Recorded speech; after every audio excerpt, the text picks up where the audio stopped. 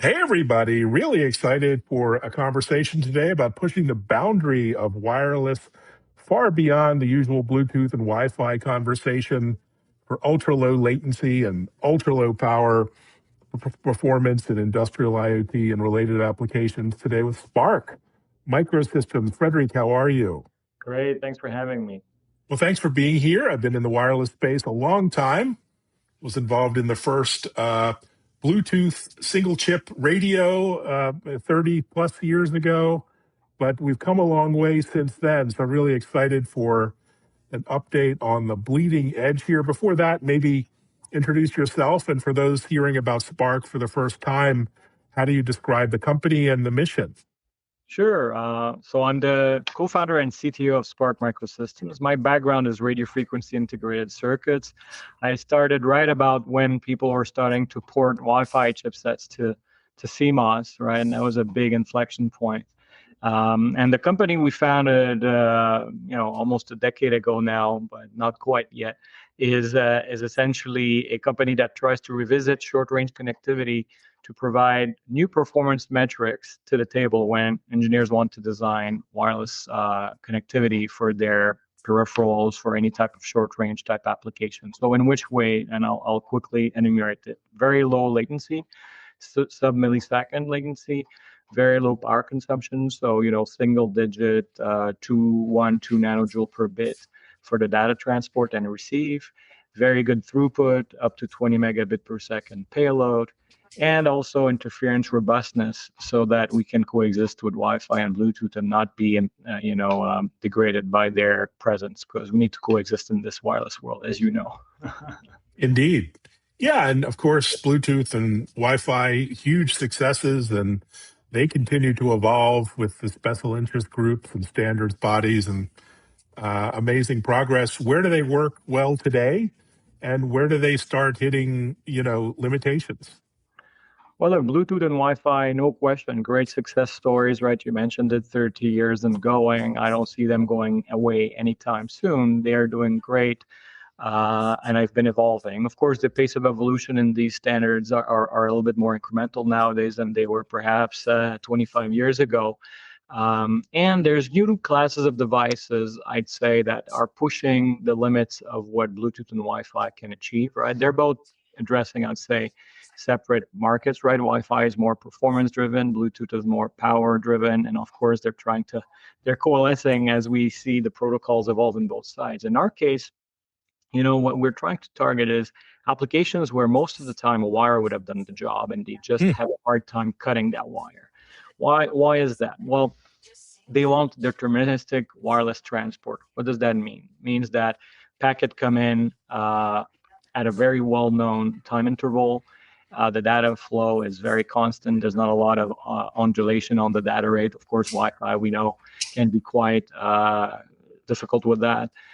They want a system that can coexist because they have multiple radios in their device, and they want all the radios to be leveraged fully, right? More and more, there's more bandwidth requirements, there's more latency requirements, so delay of communication is really becoming an issue for all of the applications that are piped into your sensors, right? Nowadays, people are talking smart glasses, all these interactive haptics, things where your senses are meant to be fully in tune with the device, right? So that it reacts to you. And we all know our senses are pretty sensitive to latency, right? Usually 10 milliseconds, you're already at the edge of what people feel are acceptable.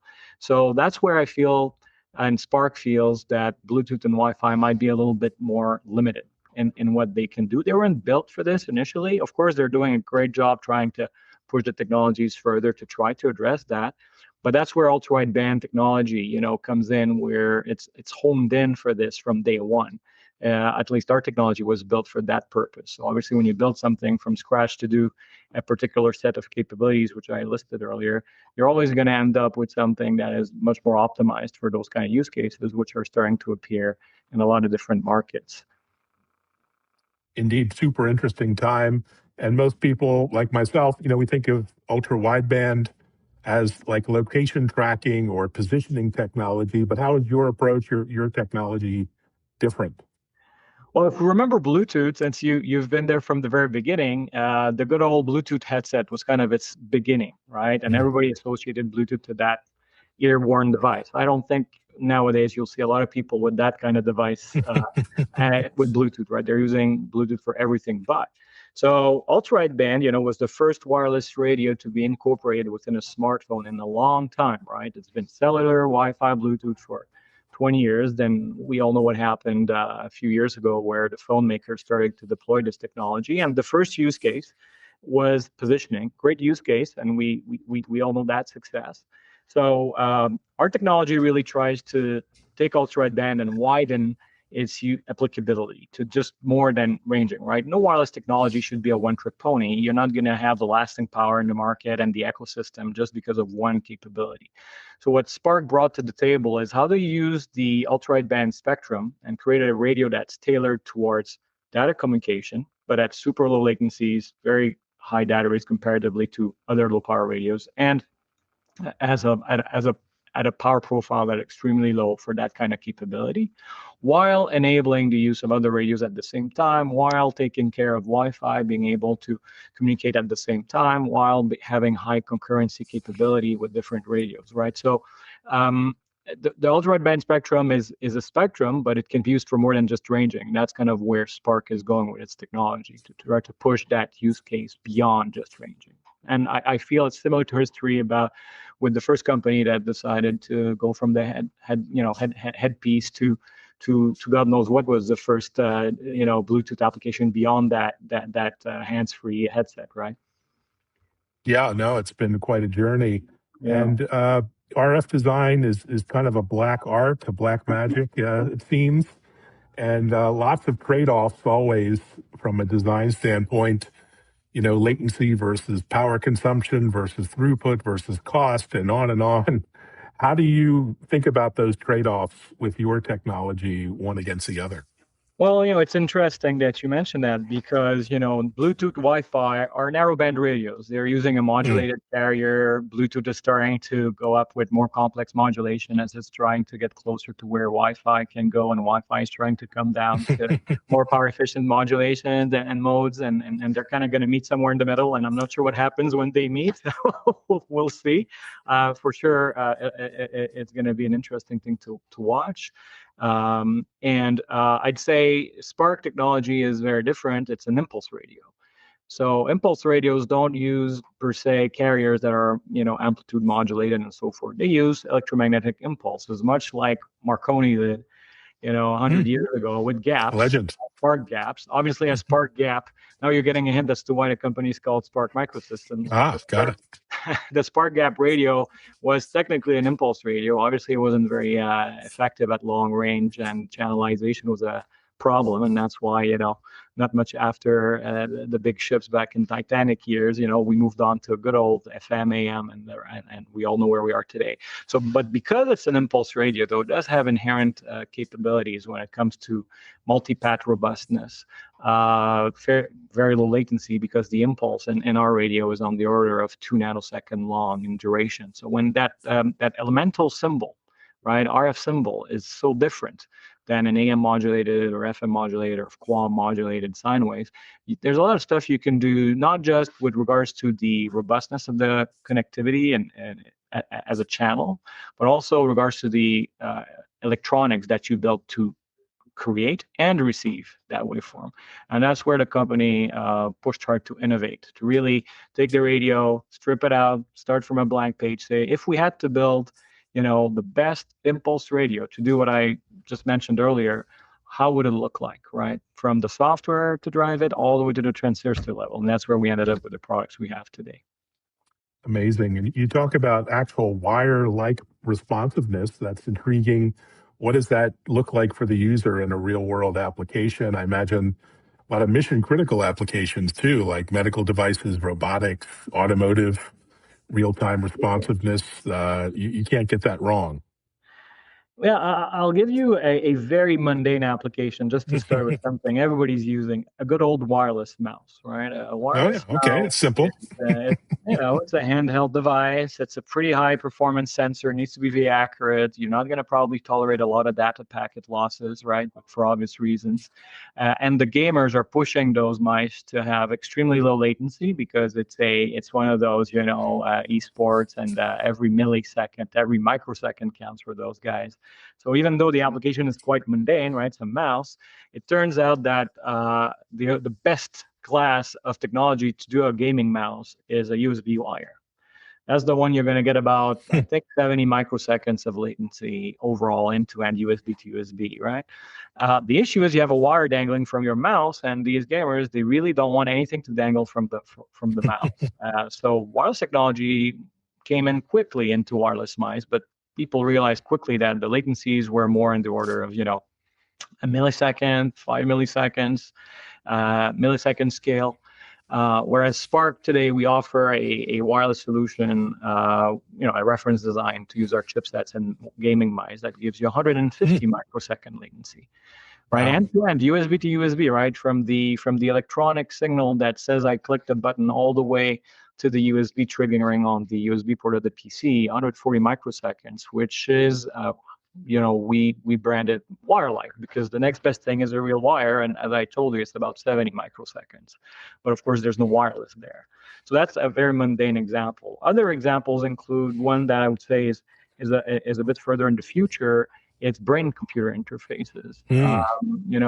We've had customers come to us because they wanted to offload a lot of data coming from their probes, okay, because they do, frankly, incredible things with that data, right? To render some, brain diseases obsolete. But anyway, they have a lot of data. They have extremely stringent latency requirements because obviously these are using your thoughts, right, to react to, and you can't afford latency there. But then you have power requirements that are extremely rigid since it's it's literally in your cranium. So what do? Well, you drill a hole and you put a cable sticking out of the head, right? Nobody wants that, infection risk and so on. And this is a more niche. I'm just going from the most mundane to the more, and of course, niche, but important. How important is a life or a patient in that case? Exactly. Yeah. Now, with this technology now, they can replace that cable. That's an infection risk that, of course, nobody wants something sticking out of their head. Nobody needs to, I don't need to explain to you why. So these are two extremes. But then you got the middle ground where you have robotics, robots that need to move at high speed and not collide. So obviously, the more latency you have in the control of those robots, the wider away from each other you're going to have them so they don't collide. So you have less dense systems, you can be less efficient, and obviously the best case scenario would be a wire, but wiring up 100 robots in some kind of a warehouse setting is not really an option, right? That wouldn't make any sense. So that's another kind of middle ground application. Very cool. So hopefully that gives you perspective and with these three examples of where low latency, high throughput, low power can really help. And of course, the key of wirelike is interference robust. I can give you everything I just said, but then it breaks down the moment you turn on a Wi-Fi router somewhere. Then it's all for naught, right? And that's what we strive to achieve: high performance with robustness to interference. Well, let's talk about robustness to interference. I was at, pick a show, CES this year, and virtually unusable. A lot of the mics I was using, the headphones, even AirPods, you think everything is seamless, so crowded. It was a nightmare. And I think everyone experienced that. And this is not just cell phones. I'm talking private wireless, Bluetooth, Wi-Fi. It was just difficult. And of course, low stakes. This is a trade show, but I imagine a hospital or a factory floor, this is becoming a real challenge. How do you think about coexistence now compared to only a couple years ago? And it's only going to get worse, right, with new bands and new frequencies coming on stream. For sure, wireless, was always a big thing since I think Bluetooth and Wi-Fi came about, but it's just exploding right now, and wearables are not going to make it better. They're going to make it worse. More and more people will have compute on different parts of their body, right? It's going to mean you're going to have maybe, a dozen wireless radios on you at some point in time between your watch and your glass and so on. So obviously, you need something that can handle that. So there's a few reasons why ultra-wideband is great for that. First, the spectrum on ultra-wideband in the US is from 3.1 to 10.6 gigahertz. You have a lot of bandwidth to do frequency agility. And that's one thing Spark prides itself at. We're using that spectrum within the radio to be extremely agile. How many radios can in real time change their channel at several gigahertz intervals? Wow. That doesn't exist. Even the ranging ultra-wideband radios don't leverage that capability, and that's fine. That wasn't their goal when they made the positioning stuff. Our goal was to leverage that spectrum to our advantage to bring the most robust radio possible. And when you have that kind of bandwidth available, and you're a wireless guy, right? You know what you can do if you have the radio be intelligent and agile to leverage that spectrum. Then there's the fact that this is an impulse. So the fact that it's an impulse, it's extremely narrow in time. There's a few things you can do, secret sauce things, to kind of detect it better than if it's next to a narrowband signal, which has very different energy signatures than an impulse, right? Sine wave impulse. There's things you can do. So these two things, the fact that we're processing impulses and not continuous wave signals, and the fact that we have access to such a breadth of bandwidth, allows us to be quite robust to interference. And what's important too is ultra-wideband emissions are regulated across the world to be very low on average. So if you look at a USB port on your computer, depending on the quality of who designed it, right, it might have more emissions than an ultra-wideband transmitter. Wow. Right? And so if we're going to worry about ultra-wideband transmitters, we're going to have bigger problems with all the USB ports we have dangling everywhere, right? So that's kind of where I feel the technology is well positioned for robustness, but also well positioned to not interfere, which I think is as important. We cannot be selfish in the wireless world, right? We cannot be bad neighbors, otherwise everything collapses. Oh, such a great point. Yeah. To talk about Spark, your technology and go to market. I imagine you provide the silicon or modules and some software stack to go with it. Describe how you're packaging your technology today? So we're a chip company. We sell wireless transceivers, and we have a software development kit. And of course, we have reference designs for some token applications that we've done quite a bit of work on, so that customers can take those reference designs and quickly, spin up their products. So the software development kit is more of a tool where you want to do something more custom. That's a bit away from our reference design. It's fully featured, documented on our website. Of course, the chipsets, we have 2 generations shipping now. The first generation product started shipping about 4 years ago. Now the second generation product has been in production for about 12 months. Now we're going to have, third gen products and so on in the future. And the idea is always to bring higher performance metrics to what I said earlier on those value capabilities that we bring. And of course, soon we're going to have modules as well, which can be easier for customers that may not want to work on certifying devices. But I do want to say our team also has a lot of antenna reference design, and antennas for 2.4 gig radios like Bluetooth or Wi-Fi, that's run of the mill. But for ultra-wideband, it's not quite. And we offer a lot of very good antenna IP that we provide, freely to customers that use our reference designs or SDK, so that you can simply put a PCB trace on there, which is the cheapest thing out there, right? And get yourself a very high efficiency ultra-wideband antenna. And you don't need Rogers PCB. You don't need anything esoteric there. Just go to FR4 and you'll be off to go. So it's not really expensive technology when you use a Spark radio. Our transceiver, a few passes, I think it's about 10 capacitors, 1 coil, and a PCB antenna, right? So it's a relatively low cost, even compared to BLE, which is the king of low cost and good enough. So I think that's important too. We wouldn't be in mice if we were, an expensive technology, obviously. Very cool. And, designed in North America, you must be supporting customers, OEMs around the world. That must be exciting, seeing the whole dynamic there play out everywhere around the world. Oh, absolutely. We have presence in Asia, Taiwan, China, France, Japan, of course, the US, Europe. Smaller company than the big guys, but we have the same, worldwide presence. Obviously, it's always great to go see our teams and have them come over to HQ in Montreal, Canada. And we have also a very well set, network of disties and so forth. And the channel is I'd say, getting pretty robust by now. Obviously, we're a new technology, so it's always more challenging to bring something new to the table. But all considered, we're doing pretty well. Pretty well indeed. And you have your eye on 6G as a CTO. Too early to talk about 6G, or is that something you maybe do in your spare time? I'll say 6G is an interesting technology. I'd say, I know at least in Canada, 5G has just started to really become mainstream, believe it or not. Canada is a wider geography with density of population, so I feel 5G took a long time to make it. So I'm pretty sure 6G is not coming in soon. But what I like about the promise of 5G and 6G, it's a lot more than just pure data rate. It's about latency, right? As you know, there's a lot of stuff about latency. And when you think about it, imagine this, it's kind of an interesting thought experiment. You have a wonderful data center that costs you, I don't know how many billions nowadays, right, to do your AI processing. You have this amazing 5 or 6G infrastructure that costs also a fortune, that brings the wireless signal through your cellular at single-digit millisecond, maybe even sub-millisecond.